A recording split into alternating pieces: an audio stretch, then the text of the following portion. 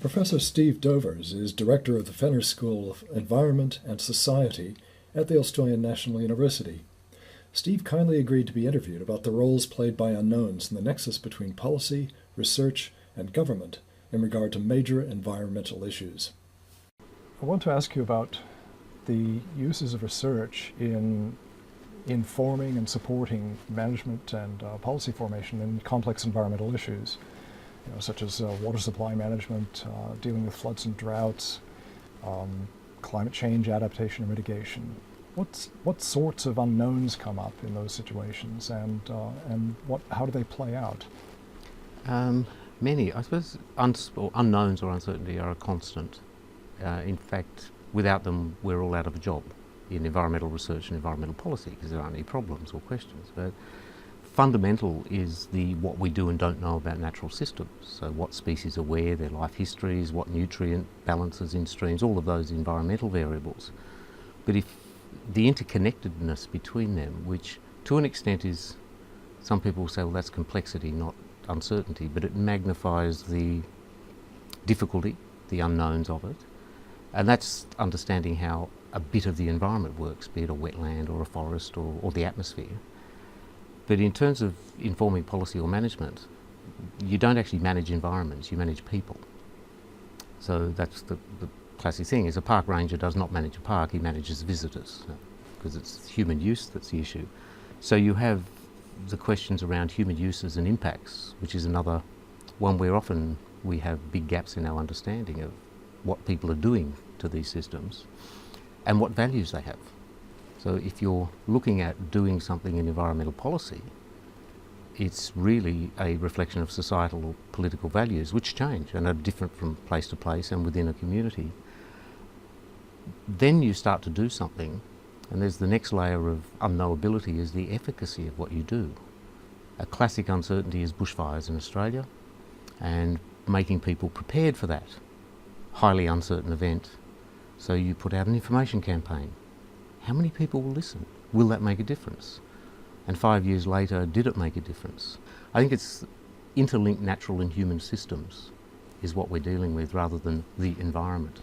So there's the environmental plus the human, but it means the multiple forms of unknowability require quite different people. So the hydrologist can do the water, that's fine, but the aquatic ecologist does the plants or animals. The fisheries manager or the person who's managing the sewage treatment plant upstream, and then the behavioural aspects of, well, if we try and get people to behave differently, how do you do that? Will it work? So all of those different forms of uncertainty bring into need really quite different sets of skills, knowledge, different players outside of the formal knowledge industries, which is why we've headed from a very much management, science-driven way of dealing with these things to much more stakeholder-involved, participatory, accepting local knowledge as valid, Indigenous knowledge as valid, as well as, if you like, Western scientific knowledge. And the social sciences have become much more players in the last 10, 20, 30 years. What about uncertainties or unknowns in the policy process, and how that plays out when research and policy interact?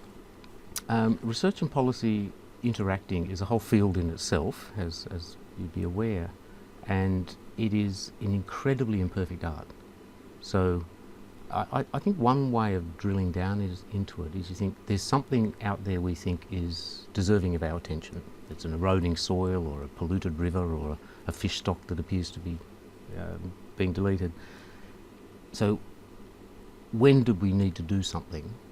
And the scientists are often the most conservative.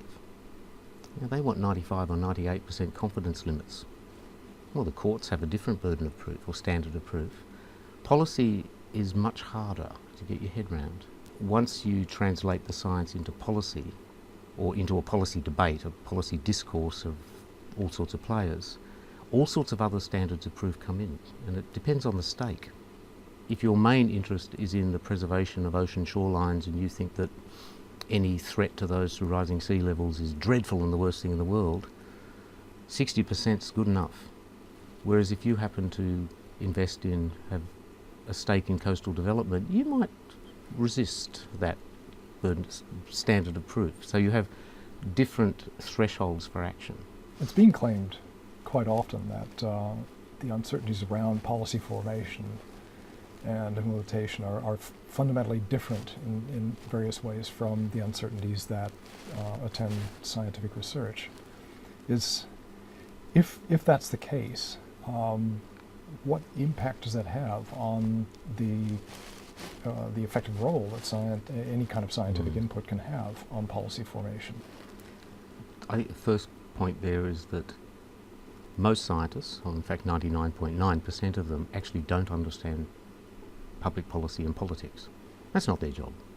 And most, probably only 60% of politicians and policymakers understand science. But the biggest misunderstanding is that, well, we've done this research, we're experts, and it's rigorous and it's as good as we can do, therefore the answer should follow. And they said, well, no, that's one piece of the puzzle of input of knowledge or opinion or perspectives that go into a decision. So yes, that's the trend on eutrophication of this wetland. However, there is that fishing industry with jobs, and there is that aesthetic, and there is particular positions. So I think that misunderstanding between science and policy of what bit of knowledge creates that threshold for, well, yes, we should do something now. And the timing is dreadful. We have a policy decision to make. Could you tell us what to tell the minister in a week? Well, no, actually, if you gave us 3 years of funding or 5 years of funding, we could come back later. Or, So the two tribes is particularly problematic. Now, you've written about adaptive management.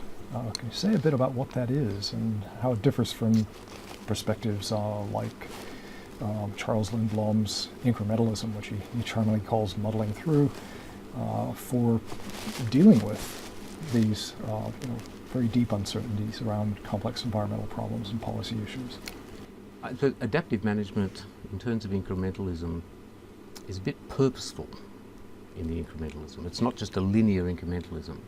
And Buzz Hollings and others came up with this notion, looking at ecosystems, so a catchment or a forest, to go, we can't get away from uncertainty.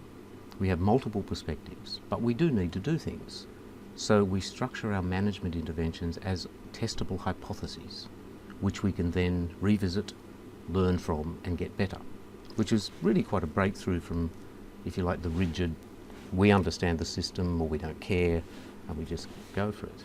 And that's had a huge impact. It sounds rather scientific. It does sound scientific. And that's what a lot of people remove from it, is you're meant to actually design this as a really learning experiment. We think this is the best thing to do, but we're going to find out. If you're looking at something much more diffuse as a problem, can you actually have broader policy or governance regimes that are adaptive? So the notion of adaptive governance, which receives a lot of attention now. Can we actually, as a society, as our institutions and people, really keep that persistence, purposefulness and flexibility over the long term, not just in a bounded system, but in our whole management regimes? That's probably a bigger challenge. It's actually much more a style of governance, which is required to be able to maintain that curiosity and that rigour of really keeping track of things, not for just 3 years, but 10, 20, 30 years. And that's one of the challenges in environmental management, is forest cycles over many decades. We're now having debates around the globe about what the atmosphere will be like in 100 years. That's actually quite astounding. We've never looked forward that much before.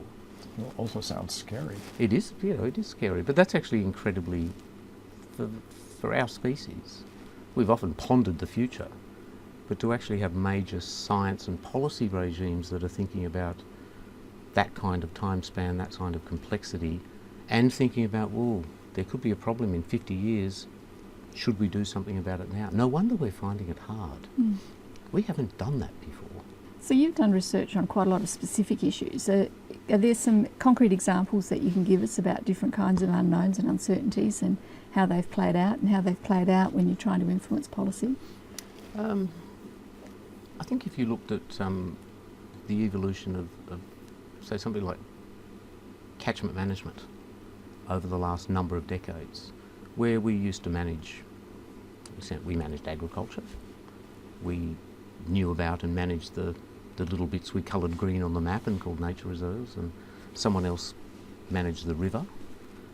And slowly and with great pain, one tries to put that kind of thing together to go, well, actually, if we're managing salinity in the river, that actually requires connection to what happens in the forest upstream and how agriculture pans out and how we manage releases from dams. But just say a little bit about what a catchment is, because not everybody watching this has got that kind of a background. Well, there's a bit of land which has a number of rivers in it that come together and go to the sea in a big river, and rather than managing the bits of that, you're looking at that as a system. So that's been one where, you know, people are frustrated by how bad we are at things now.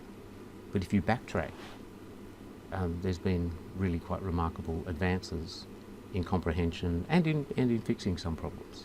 Are there any other breakthroughs that you think have happened or advances that have happened? I think, well, one is the ability to gather information and data. Now, what you do with that can be useless or very good, but we have enormously, remote sensing in particular.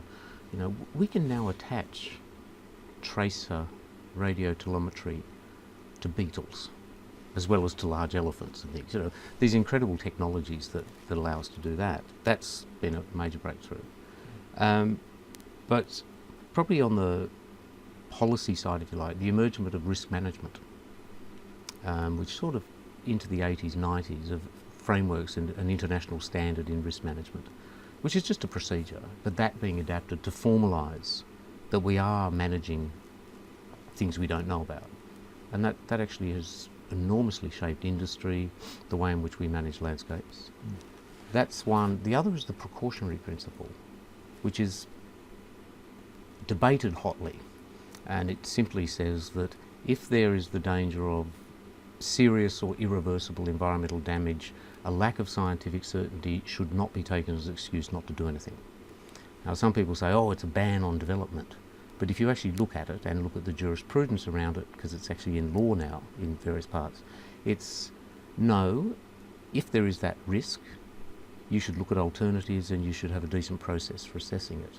And it shifts the burden of proof a bit more to those who propose something rather than those who would oppose it.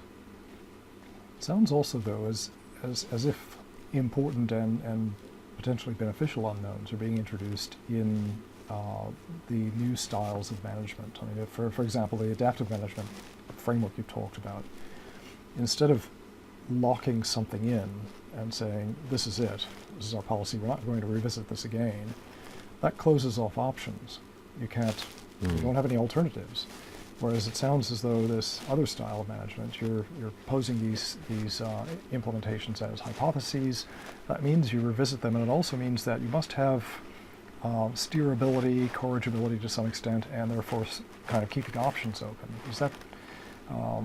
Does that play a crucial role, or is that kind of something that operates under the radar? Well, if done genuinely, then your proposition that, well, let's talk in a policy sense, that, well, we think putting in a market mechanism of tradable resource rights will lead to efficient allocation within a water limit or a fisheries limit.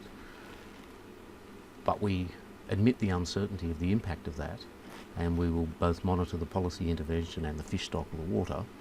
You must have that humility to go, well, we're not completely certain this will do, so we will look at that again, and not just come back in 5 years and look, but, oh, what do we need to track it along the way? That's probably the biggest difficulty, is that the time it takes to make a management or policy intervention and see what happens, and the natural processes that you're trying to ride or deal with, don't particularly match well to political or budget and even to research timeframes. So, we often complain, or others do, I'm very forgiving of bureaucrats, that, well, they won't fund things in the long term and commit to the long term. Yeah, well, they're not allowed to. Forward estimates in government budgets mean no, you have to revisit. And, keeping that persistence is actually one of the hardest things to do. Great. Yeah, it's been fantastic. Yeah, thank you very much.